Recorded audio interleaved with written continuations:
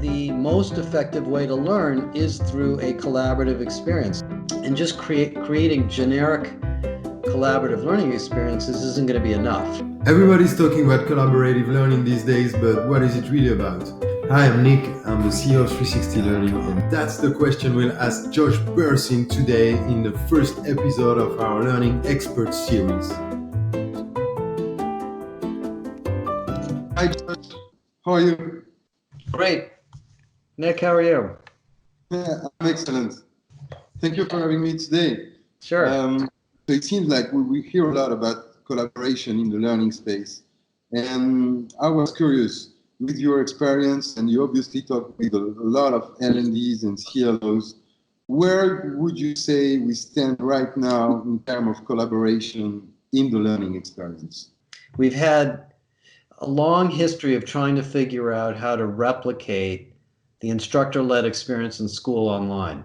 I mean, it's been about 15 or 20 years since the first, chat room and, video stuff very, very early on started. And of course, we all got distracted by different technologies.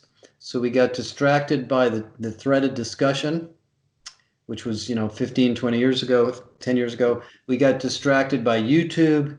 We got distracted by Twitter and activity streams. And now we have all of that, really.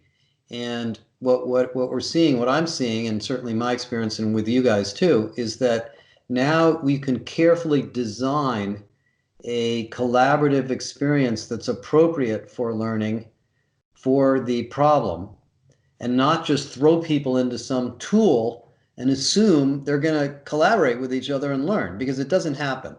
Some of the things that we've learned is for these kinds of what I call high fidelity learning experiences, you need to bring people into smaller groups. There needs to be instructor or facilitator involved. And then you have to incent people to contribute so they feel some reason to come back, and they're getting some value out of it. So it's a little bit trickier than people thought. But given all that, the most effective way to learn is through a collaborative experience. When you have a cohort of people that are similarly self-minded about the topic or the role, it works much, much better. So, and this is what you guys have seen in your programs, is that when people are coming together around a very, very focused agenda, or they're all in the same job dealing with the same issues, it can become very, very powerful. But you have to make sure you get your people into that sort of domain, and just creating generic collaborative learning experiences isn't going to be enough. And that's why in your case, you guys have the expert-led or leader-led or subject matter expert-led model, which absolutely works. People will, and the subject matter expert or the teacher, because of the nature of their expertise, does draw people in and creates a series of conversations that really help people learn and feel engaged. Okay, so basically we're saying we understand that engagement comes from human interaction, collaboration. Now, I want to ask, because again, I think you're the number one source of data about L&Ds and CLOs and where they are right now. And it might be hard, for that community to know where each other is standing. And I'm sure also the Bersin Academy is also about that, helping them share about their best practices and all that. Collaborative learning is also a great opportunities for L&Ds, for CLOs, to do things a bit differently with business. But how many of the CLOs and L&Ds are focusing on compliance, and how many of them have meaningful conversations with the business at the executive committee level? How many of them are helping companies, especially large companies, make their strategy happen? Yeah, well, in the larger companies, they're all doing both. If you're a CLO in a big company, you have to do the compliance stuff. You have to have off-the-shelf libraries of content for various problems. You may not get a lot of utilization of that, or you might. And so you have to constantly rationalize the content libraries, the self-study. Every couple of years, you kind of have to throw away what you have and find the new versions of it. Some of it keeps up to date and some of it doesn't. Um, but that's, maybe 20% of your value as a learning executive. 80% of your value is doing strategic things that push the business forward. And that's where you have to be more creative and put more design effort into it and engage subject matter experts and other leaders in the company. I used to draw, I have this picture, I don't know if you guys have seen it, but I called it the training investment model. It was a 2x2, and one category, one axis was off the shelf or custom, and the other axis was operational or strategic. So if you think about those four quadrants, in the lower left, there's off the shelf operational training, project management, uh, you know, typical sexual harassment compliance training. You can buy that, you can put it out there, people will learn something. It's enough. Um, but in the upper right is the strategic competitive advantage unique to you. If I'm an oil company, it's how we do exploration and production. If I'm a retailer, it's how we meet with customers and how we help them select products. You need to know what those are. And so as a CLO, if you're not working on those upper right kinds of problems, you're not going to be in your job very long. Now, the problem is in small companies, they have very few resources. So they might be able to do one strategic program a year. Maybe it's onboarding or maybe it's sales training or, and that's enough because that's all they have the resources to do. And then they have to outsource the other stuff to content, libraries. So That's interesting what you're saying there, because we see ourselves as 360 Learning a lot of sales enablement projects. These people come to us naturally and they say, we now we want to talk business and we're gonna make an impact on performance, and obviously product enablement, sales enablement are a big topic here. But you talk a bit in your article, you say that the CLO of the future might be the one who lead the transformation in a company. right. And we see a lot of companies, for instance, in the fashion industry or in the retail, people say to us, 10 years ago, there was one collection every 6 months. And now there is one collection every 20 days. Yeah. And in all Yeah. the retail spaces, in all the retail stores all around the world, that's why my boss is asking that we train all these people. Yeah. Every 3 weeks, I have to create new courses and train them. But we also hear, and this director who some said to me, was 2 weeks ago, said, yeah, it's true that when a business comes to me, they already have their own ideas of how things should be. And they say, do that, like that, like that, like that. And then I ship it. And I put it on the LMS, and I never get any feedback and any thank you.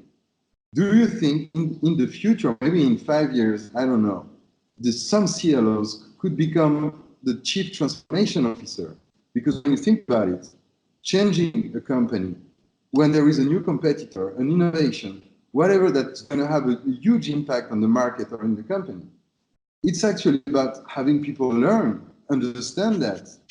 Well, Nicholas, it's funny. I've written that article. I wrote that article many times.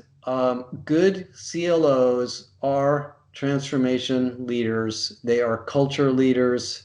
They understand how to drive change. They don't just throw training out there. I mean, the reason the CLO is a strategic role, if you have a strategic CLO, is they should understand what it's going to take to drive a transformational change, either if it's in real time, like the retail example you gave, the clothing company, or on a once a year. Sometimes, you do a merger and you've got to train a whole bunch of people in this company to do this stuff and this company to, the CLO is the one that's got to figure that out. Yeah, that's strategic. Those are big jobs. Yeah, this isn't just being a training manager. Why is it hard? Because often we imagine the HR and the learning function as support function. And I can imagine it's not easy for any CLO to become that chief strategy officer of the company or chief change officer. Which questions are they asking to you? Why do they think it's hard to make that happen? Well, I think some of it is maturity. If you're a young training manager and you've been doing instructional design and instructional facilitation and content development and stuff, you haven't experienced yet what the bigger issues are. Not every problem is solved by a training solution. Training may be a part of the solution, but it is never the total solution. Yeah, So it's a little bit like, the carpenter with the hammer is looking for nails.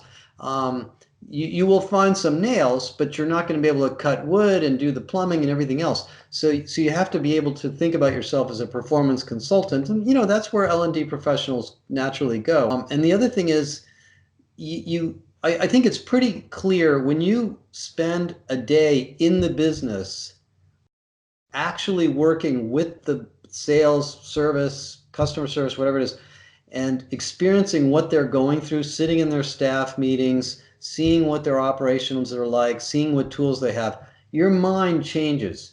You don't think Mm. about, let's develop a program and get everybody to go away for 3 weeks and come back, because you realize that that's only going to be maybe not useful at all. And you start to realize you've got to do this in the flow of work. The reason I've been talking about learning in the flow of work is that in this day and age, people are really busy. They have got way too much to do.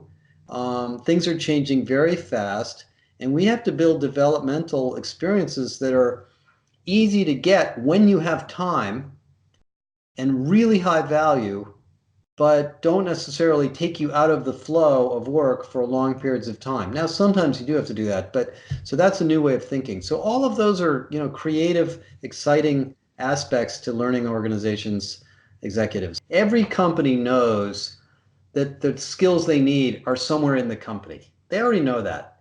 They just don't know where they are. They don't know how to get it out of people's heads.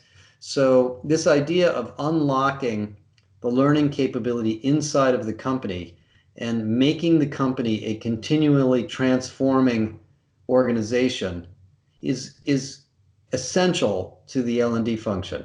Um, and so I think there's lots of companies that get that. But the reason I think it's hard is that the technologies keep changing. So you go out, you buy a thing, I won't mention any company names, and you're like, oh, we're done. We found it. It's going to happen. And then all of a sudden, 5 years later, it's kind of not as useful. And then all of a sudden, why did we buy that? It's not doing what we want at all anymore. So you got to keep at it. It's a never-ending technology sort of design problem, because we keep changing the way we use technology at home. And we've got Alexa and we've got video. I mean, look at this video conference thing we're doing right here. That didn't exist 5, 10 years ago. I was just joking around with my wife. There's a funny article in the New York Times about Luddites. If you want to join the Luddite group, you send us a postcard and we'll get back to you in 2 weeks. Who would ever do that? But that is the way it used to be. It wasn't that long ago. So you've got to be a vigilant L&D department, and you have to keep up on this stuff, because IT is not going to keep up on it. The HR department's not going to keep up on it. There is a dimension to running L&D where you have to be an experimenter and sort of find guys like you. Like you've been doing this, right, in your company for 6 or 7 years, and you've invented something that people really, really need, that is very innovative and unique. And so the L&D professionals have to seek out companies like you and find it. And I was just on the phone, another one, this morning. So anyway, that's part of it. I was going to say, Josh, that it's actually why people need you, because that technology space is so complex, especially in the learning I'm space. doing the best I can. I can't keep up with everything, but that's part of, I've managed to make a living at this, so I'm going to keep at it. No, that's great. You're doing an amazing job. I picked up two things you said. You said everybody knows in the companies there are the brains, but it's hard to find them. And then it's hard to work with them to get the value out of them and transform that value into performance for the business. That's exactly what we do at 360 Learning. Right. We Right. find the needs, we prioritize them, and we prioritize them by business impact. We do that for analysts. Well, thank you, Josh. That was amazing. Thank you for the conversation. I hope we're going to speak soon again. Thank you, Nicholas. That's it for today. Thanks a lot for watching, guys. Subscribe to our channel if you don't want to miss the next episodes. See you next time. See you in the next episode. Bye.